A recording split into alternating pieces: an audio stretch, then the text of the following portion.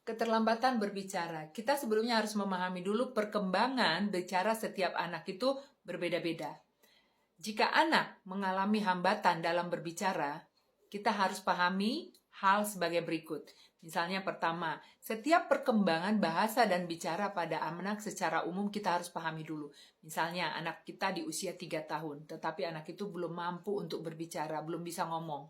Kita harus paham perkembangan umum anak usia 3 tahun, anak harus sudah memiliki kosakata di 200 sampai dengan 500 kosakata, dan anak itu sudah harus mengucapkan 3 kata dalam satu kalimat, bahkan 3 sampai dengan 4 kata dalam satu kalimat.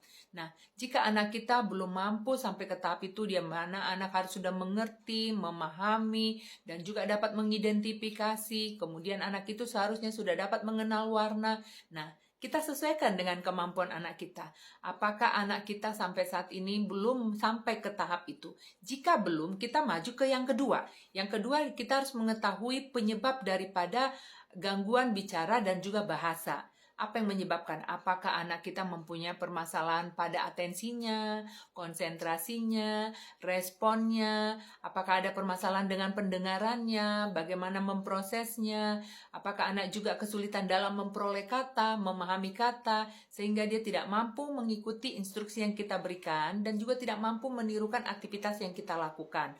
Nah, jika ini terjadi pada anak kita harus maju ke tahap yang ketiga, di mana kita harus mengetahui gejala dan cara penanganannya dan pada gangguan bicara dan bahasa. Nah, jika kita mengetahui gejalanya, di mana anak itu banyak bergerak, terlalu aktif, nah bagaimana dia akan mampu memperoleh kata jika anak itu menunjukkan perilaku yang terus aktif, tidak mampu duduk diam, sehingga tidak mampu mempertahankan fokusnya, tidak mampu konsentrasi dengan baik. Dan jika hal ini kita dapat lihat pada anak kita, nah sekarang bagaimana caranya untuk mengatasi hal ini? Kita tingkatkan kemampuan konsentrasi si anak. Kita tingkatkan kemampuan anak untuk dapat merespon, memahami apa yang kita sampaikan, kemampuan anak untuk memproses kata yang dia peroleh, dan kemudian dapat menyimak setiap bunyi yang kita sampaikan atau perkataan yang kita sampaikan untuk dapat didengarkan, dipahami, diperhatikan.